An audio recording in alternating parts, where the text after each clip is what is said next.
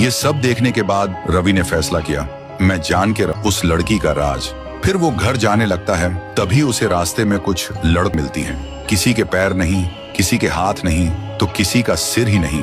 ये देख के रवि का डर और बढ़ जाता है। सोचता है अब तक तो लाशें गायब होती थी, लेकिन अब तो लाशें मिलने लगी हैं। वो सीधा कुएं के पास जाता है और जोर से चिल्लाता है, बस बता दो तुम कौन हो, इतना दर्द क्यों, क्या चाहती हो तुम हम सबसे। तभी कुएं के अंदर से वो लड़की निकलती है, आंखों में आग लेकर बोलती है, तू यहाँ क्यों आया है, क्यों जानना चाहता है सब कुछ, ये मेरी लड़ाई है, तू बीच में मत आ। और वो लड़की वापस कुएं में चली जाती है। रवि सोचता है इसके साथ जरूर कुछ बहुत बुरा हुआ है। अगली सुबह रवि गांव वालों को इकट्ठा करता है और बोलते हैं, अगर किसी को कुछ पता है तो अब बता दो, वरना इस बार कुछ ज्यादा ही भयानक हो सकता है। गांव वाले रोते हुए कहते हैं, उसके बारे में हमें कुछ नहीं पता। फिर रात होती है और इस बार वो लड़की सीधा लोगों के घर में घुस जाती है, लड़कों को मारने के लिए। हर तरफ सिर्फ चीखें थीं, लोग डर के मारे इधर उधर भाग रहे थे।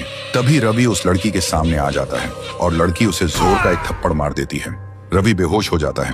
जब रवि को होश आता है तो देखता है कि वो एक पुराने घर में है, जहाँ कुछ लड़के किसी राज की बात कर रहे होते हैं। और फिर जो रवि सुनता है उसका दिमाग हिल जाता है। वो लड़की कोई और नहीं, गांव की ही एक सीधी साधी और मासूम अनाथ लड़की थी। नाम था मीरा। एक दिन मीरा स्कूल से घर जा रही थी, तभी कुछ लड़कों ने उसे छेड़ना शुरू किया। मीरा चिल्लाई, मैं सबको बता दूंगी। तभी उन दरिंदों ने उसे उठाया और जिंदा कुएं में फेंक दिया। वो चिल्लाती रही मगर किसी ने नहीं सुनी उसकी चीख। और मरने से पहले मीरा ने एक श्राप दिया, जब मेरी चीख कोई नहीं सुन सका तो अब हर चीख में सिर्फ मौत होगी। गांव के हर लड़के को मैं ले जाऊंगी एक एक करके। इस सब सुनते ही रवि घबरा जाता है। अब वो सब कुछ समझ जाता है, ये बदला है, एक आत्मा का बदला। अगली सुबह रवि पूरे गांव को सच बताता है। सुन के गांव वाले गुस्से से भड़क उठते हैं और कहते हैं, उन दरिंदों को वही मिलना चाहिए जो मीरा के साथ हुआ। फिर गांव वाले उन दरिंदों को पुलिस के हवाले कर देते हैं और रात को पूरा गांव कुएं के पास इकट्ठा होता है। सब रो रो के कहते हैं, मीरा तुम्हारे गुनहगारों को अब सजा मिल चुकी है, अब हमें छोड़ दो। जो तुम्हारे साथ हुआ उसका हमें अफसोस है।